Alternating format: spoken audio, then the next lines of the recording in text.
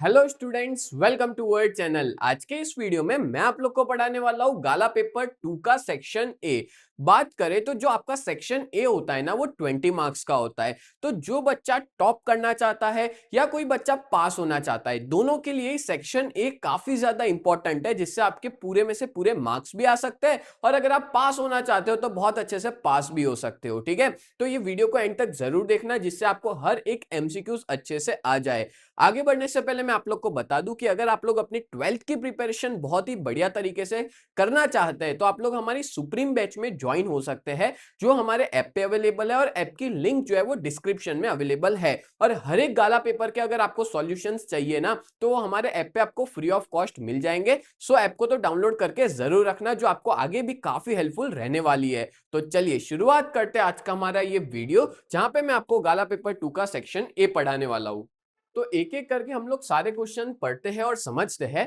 पहला क्वेश्चन देके रखा है, what is the total degree of a circle in a pi diagram. ये जून 2024 में पूछा था। तो देखो बहुत इजी है, एक पाई डायग्राम सर्कल में होता है तो उसकी डिग्री क्या होगी, 360 डिग्री इसका राइट आंसर है। ठीक है, बहुत इजी क्वेश्चन है ये तो। देन है number 2, what is the type of bar diagram in which we get divisions in all the bars which represent a common variable and common base value। अच्छा देखो, यहाँ पे सब कुछ परफेक्ट है। यहाँ पे एक चीज देके रखिए, वो है डिवीजन। डिवीजन मतलब कि आपको पता होगा कि ऐसा कौन सा बार डायग्राम है जहां पे एक बार के अंदर अलग अलग डिवीजन किए जाते हो। ठीक है, तो सीधी सी बात है, इसको अपने क्या बोलते हैं, इसको डिवाइडेड बार डायग्राम कहते हैं। तो option C is the right answer. Then आगे बात करें तो नंबर 3 है, who has given the definition. ये डेफिनेशन किसने दी है, economic growth refers to the growth rate of national income और rise in the total quantum of goods and services. तो ये तो बहुत इजी है, ये जो डेफिनेशन है वो दी है प्रोफेसर हेंसन ने।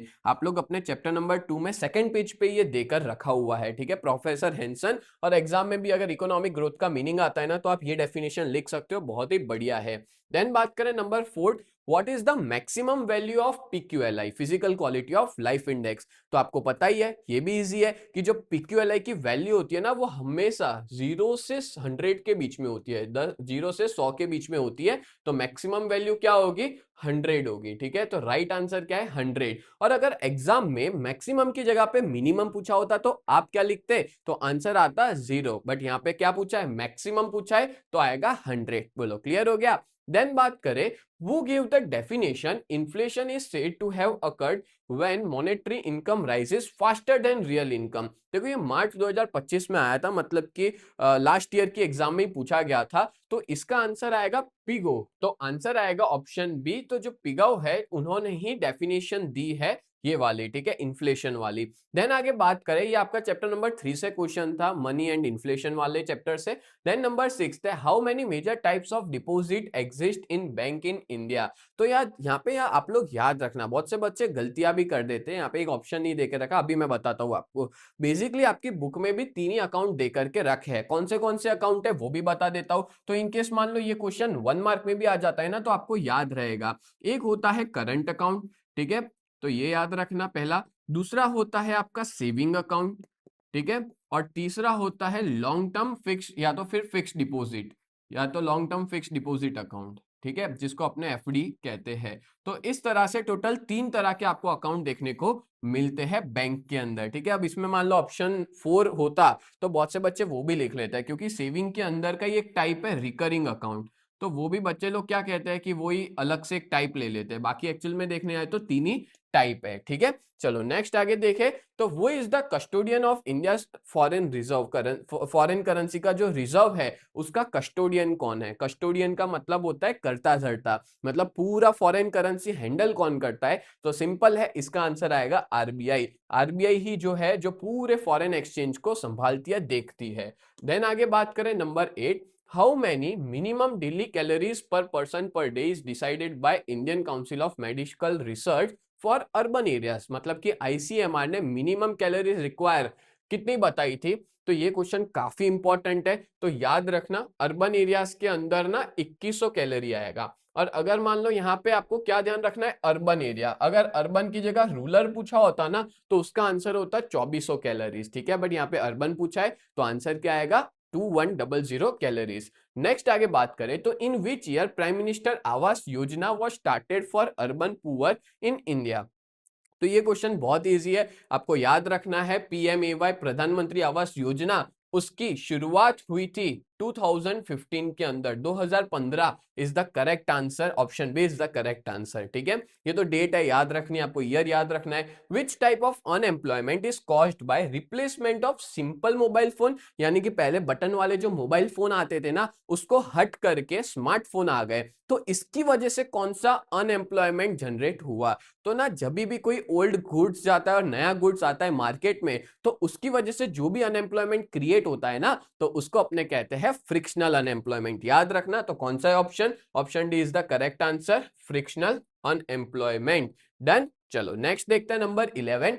Disguised unemployment has dash marginal productivity. Disguised unemployment की प्रोडक्टिविटी कितनी है, तो भाई सीधी सी बात है जीरो होती है, कि जो भी अनएम्प्लॉयमेंट डिसगाइज्ड अनएम्प्लॉयड में आता है तो उसका एडिशनल मार्जिनल यानी एडिशनल प्रोडक्टिविटी कुछ भी नहीं होती, वो वहां काम करे या ना करे उसका प्रोडक्शन में कंट्रीब्यूशन जीरो होता है। ठीक है, चलो आगे बढ़ता है नेक्स्ट नंबर 12 पे। बट आगे बढ़ने से पहले मैं आप लोग को बता दूं कि अगर आप लोग 12th में हो और बहुत ही बढ़िया तरीके से प्रिपरेशन करना चाहते हो ना चारों सब्जेक्ट की, अकाउंट, स्टैट्स, इकोनॉमिक्स और ओसीएम, तो आप लोग हमारे इस कोर्स में ज्वाइन हो जाओ, जिसकी प्राइस बहुत ही ज्यादा नॉमिनल है, चारों सब्जेक्ट की मिला के 1999, यानी कि 2000 रुपए में चारों सब्जेक्ट मिल जाएंगे।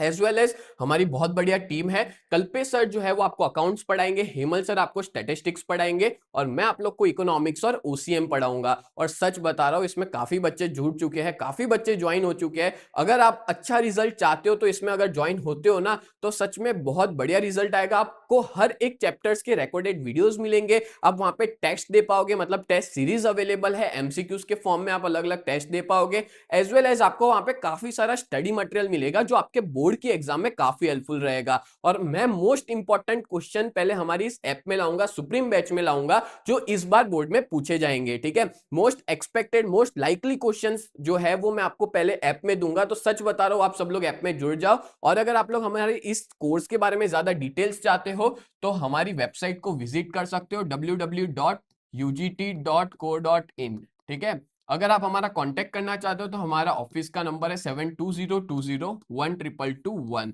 ठीक है, इस पे आप हमारा कांटेक्ट कर सकते हो। और अगर आपने हमारी ऐप को डाउनलोड नहीं किया, अगर कैसे ज्वाइन होना है तो बता देता हूँ, ऐप को डाउनलोड कर दो, यूजीटी नाम से आपको प्ले स्टोर पे मिल जाएगी। और अगर आप आईफोन यूजर हो तो आपको उसमें माई इंस्टीट्यूट के नाम से मिलेगी आईफोन के अंदर। ठीक है, तो आप लोग डाउनलोड कर लेना ऐप स्टोर से, और उसका जो ORG कोड होगा वो होगा VUGKX, ये अपना ORG कोड है, वो डाल देना तो अपनी ऐप चालू हो जाएगी। ठीक है, चलो आगे बढ़ते हैं नेक्स्ट नंबर 12 पे। तो क्या देके रखा है, तो 12 नंबर देके रखा है, which state in India has the highest female population पर 1000 मेल। 1000 मेल के सामने किसमें सबसे ज्यादा फीमेल्स है, तो याद रखना केरला के अंदर सबसे ज्यादा फीमेल्स है as compare to the male, as compare to the 1000 males. ठीक है, नेक्स्ट क्वेश्चन है, how much was the female population पर 1000 male population in Gujarat in 2011।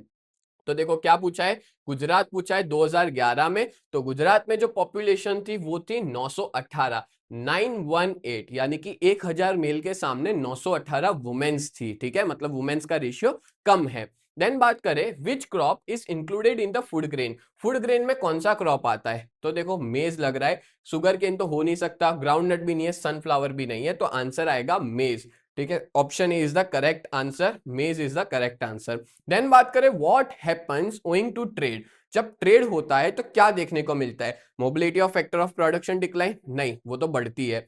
Number of industry decline, नहीं वो भी बढ़ती है। प्रोडक्शन प्रोसेस स्लो डाउन, नहीं वो भी फास्ट हो जाती है। तो ऑप्शन कौन सा होगा, option D, diversification in production occurs, option D is the correct answer. ठीक है, चलो नेक्स्ट आगे बढ़ते हैं नंबर 16 की तरफ।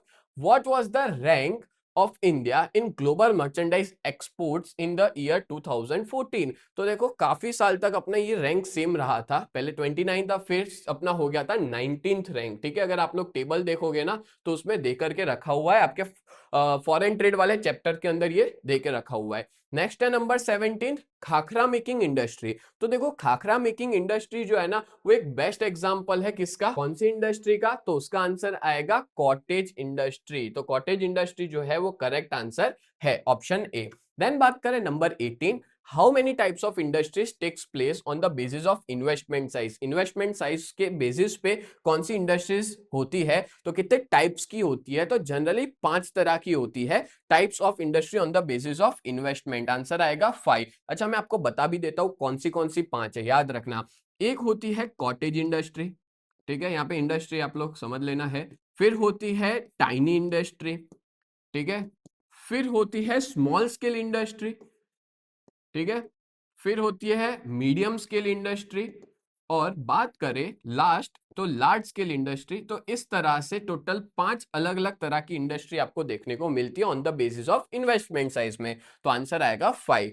देन बात करें बाय 2050 2050 तक how much of the world population will be in city, cities में कितनी पॉपुलेशन होगी, तो इसका आंसर आएगा 2/3। मतलब कि 2050 तक 3 में से 2 लोग जो है वो शहर में रहते होंगे, मतलब अर्बनाइजेशन इतना बढ़ जाएगा, ठीक है। तो option C is the correct answer, 19th का आएगा सी। और लास्ट क्वेश्चन है, अच्छा ये जो लास्ट क्वेश्चन है ना वो आपका चैप्टर नंबर 12 से है, और ये चैप्टर नंबर 12 है ना वो इसी साल ऐड हुआ है। लास्ट ईयर भी आप लोग के साथ ऐसा ही हुआ था, 11th में थे तो भी एक चैप्टर इकोनॉमिक्स में ऐड हुआ था। इस साल भी आपका एक नया चैप्टर इन्वॉल्व हुआ है, तो इकोनॉमिक्स में टोटल 12 चैप्टर है। तो जो लास्ट 12वां चैप्टर है ना उसका ये क्वेश्चन है कि at what distance are coconut trees planted in the agro forest model. तो इसका आंसर आएगा कितने डिस्टेंस पे रखा जाता है, तो 32 बाय 32 फीट के डिस्टेंस पे कोकोनट ट्रीज को प्लांट किया जाता है। एकदम नजदीक नहीं रखते, थोड़ा डिस्टेंस रखना पड़ता है 32 बाय 32 फीट का।